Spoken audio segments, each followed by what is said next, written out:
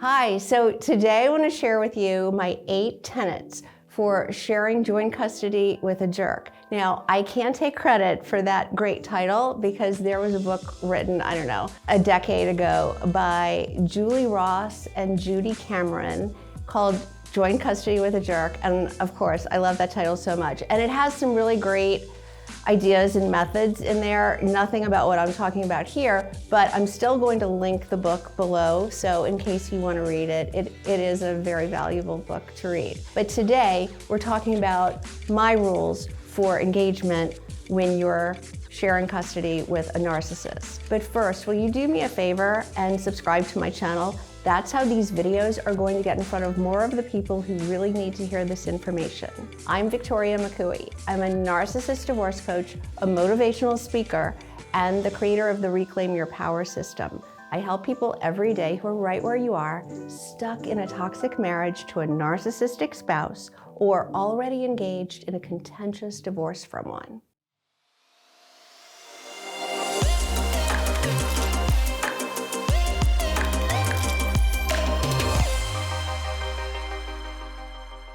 All right, so today we're talking about my 8 tenets for sharing joint custody with a jerk. All right, number 1, be consistent. All right, this is about showing your child the contrast between you and their other parents. You have to be the consistent one, which I'm sure you already are. But instead of getting annoyed that the other parent is all over the place, never shows up on time, never does what they say they're going to do, does these crazy spur-of-the-moment activities with no preparation and no telling you in advance, instead of getting angry about that, I want you to embrace it because it's giving you the opportunity to shine in a different way. Don't try to compete with the inconsistent parent or, the Disneyland dad doing all the crazy stuff. You be the safe, consistent parent. There is a great story from my own experience where one of my sons was feeling really guilty because he was telling me about what a great time he had on this wild adventure he went on with his father that, blindsided me. I didn't have advance notice. I had no idea where they were. He had taken them away on my time and made me crazy and all those things. And my son was old enough to know that what happened wasn't okay. Dad didn't play by the rules, but he had had this great time. And as he's telling me, he was feeling he said he feels guilty about having such a great time when I was so worried. And I said, you know what? I understand that because, and our family did a lot of sailing when we were all together. So I made it a metaphor from our sailing experiences. And I say, it's really fun to go on an exciting sail and the rough seas and the water splashing over the side and you're getting all wet and the sailboat's heeling over and it's really thrilling and exciting. And that's what it's like when you're with Dad. It's a wild ride on the high seas. I get how exciting that is. But at the end of the ride, you don't want to stay out there forever. You want to go back, you want to dock the boat, you want to have a hot shower, you want to have a good meal, and you want to be in a cozy bed where you're warm and cozy and snuggly and safe. And that's Mom. So Mom is the safe harbor. It's always there. It's always going to be the same. You know what to expect. It'll be safe and warm, and you'll get all the things, all your needs met. You'll get everything taken care of. And then you'll be ready to go back on the wild ride. And at 10 years old, he knew exactly what that was like. And he said, Mom, that's exactly what it's like. So you just say, it's okay. It's okay that you enjoy the crazy once in a while, but know what you have here. So that's how you can show them that you're the consistent, safe parent, and that is who they will gravitate toward. Number 2,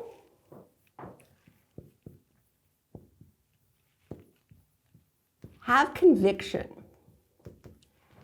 If you're uncertain about what's happening, that is not going to make them feel safe. You have to have conviction that this is the right thing for everyone. The divorce is a positive. The divorce is what everyone needs to happen to get to a better place. You have to have conviction that you know that you're doing the right thing. Even if you have doubts, even if you're struggling, you have to make sure your children know that you have conviction and that they feel safe in your conviction. That means always feeling positive about what's going on, helping them understand that this is a transitional period and that things will be better, things will settle down, things will fall into place, and you're going to drive this train, right? You're in the driver's seat, you're making it happen. You have conviction that you know what you're doing and that it's all going to be okay. Number 3, never disparage dad or a dad's family.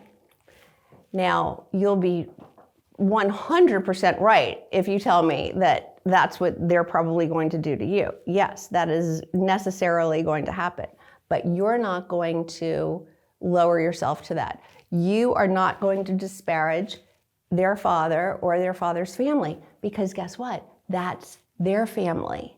It may not be yours, but it is theirs. And their father is their parent. Your children are half him. So when you're telling them that your father's a piece of crap, you're telling your children that they are half a piece of crap. It is them. They are part of him. So you would never want them to feel less than great, perfect, spectacular in your eyes. And disparaging their dad would be doing just that. So you never ever say anything negative about dad or dad's family. Now, when you hear about the things that dad or dad's family are saying about you, you rise above it. You go, oh, I'm sorry you had to hear that. I'm sorry, that must have hurt your feelings. I'm so sorry for you that you had to be in that place. That's a shame. Make it about them, not I'm so hurt, I'm so devastated, because then it's like you're accepting whatever they're saying. You know that whatever they're saying is untrue. So how can that hurt you? It is not true. It's like someone coming up to you and saying you have 3 arms. How can that hurt you? It's just not true. So don't accept it and make their feelings what's important and address that. Number 4, never discuss divorce. You're not going to tell them the details of what's going on in your legal case. You're not going to burden them with all the stuff that you're having to deal with. The lawyers and the psychologists and the forensics or whatever it is you're having to go through. They should not be burdened. I don't care what age. Don't include your children in your divorce. The other parent will, the narcissist will, and this is just one more way for you to create contrast. So if when they go visit dad, all dad talks about is the divorce and disparaging you and disparaging your family, and guess what? When they come home, they need some relief from that. They need to know that you're the safe place. You're the place where none of that is going to happen. They're not going to have to be listening to this or burdened with this or be put in the middle of any of this when they're with you. So again, you're creating that contrast between dad and you. Number 5, I want you to say, I get to be a single parent.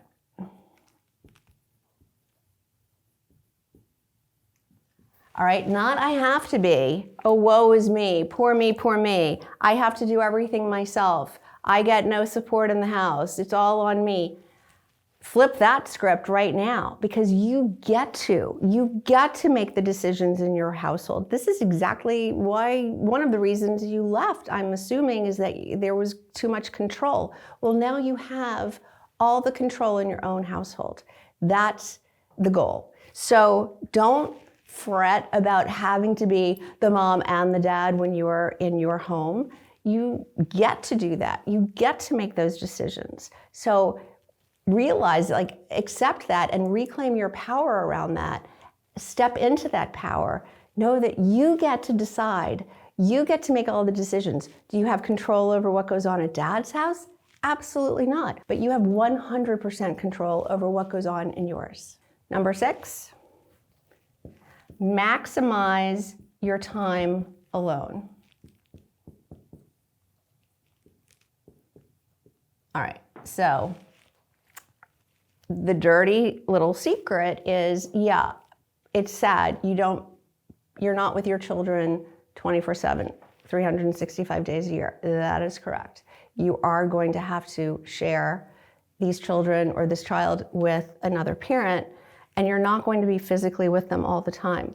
But if you maximize that time, if you maximize the time you're alone with them, you get to have so much more quality time with them when they are with you.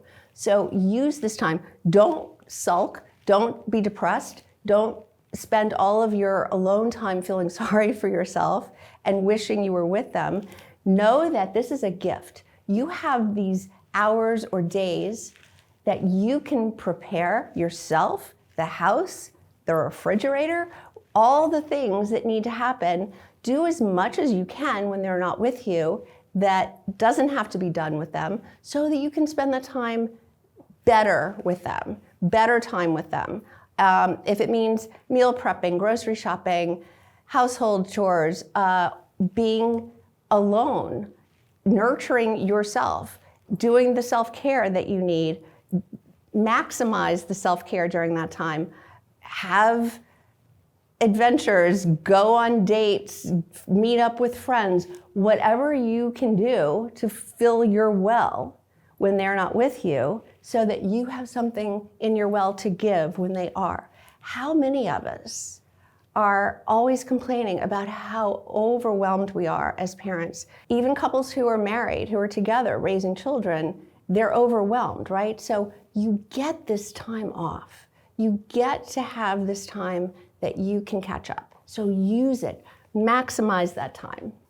Number 7, create rituals.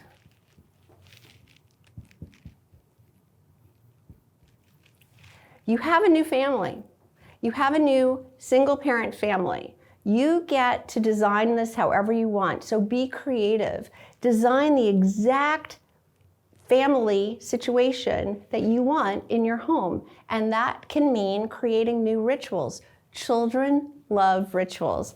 I remember when my children were little, if we did something one time, they would tell their friends or family, whatever, this is what we always do. We always do this thing, even if we'd only done it once. Like, they love to think that this is their ritual, their life, their family's thing that we do. Even now, I have grown children. When they come all together on Thanksgiving or Christmas or whatever, it's rare now that all 5 of my children are under one roof, because they've got fiancés and girlfriends and boyfriends and all kinds of big life things going on. But when they come home, we sit by the fire pit outside and play taboo. They make fun of it. They pretend like they don't want to do it. They tease me, they cause all kinds of commotion, but oh my God, if we didn't play taboo, it would be the end of the world. It's my thing that I made happen, and this is what we always do now. The same with the Christmas pajamas. When my kids were little, I decided that I was going to give them pajamas on Christmas Eve. Santa actually was going to give them pajamas on Christmas Eve, because that way I knew they were going to be in matching clean pajamas for the pictures on Christmas morning. All right, so it started when they were little. We would be going out for Christmas Eve to whomever's house, and I would sneak back in the house when they were in the car with their dad, and I would put the pajamas on their beds.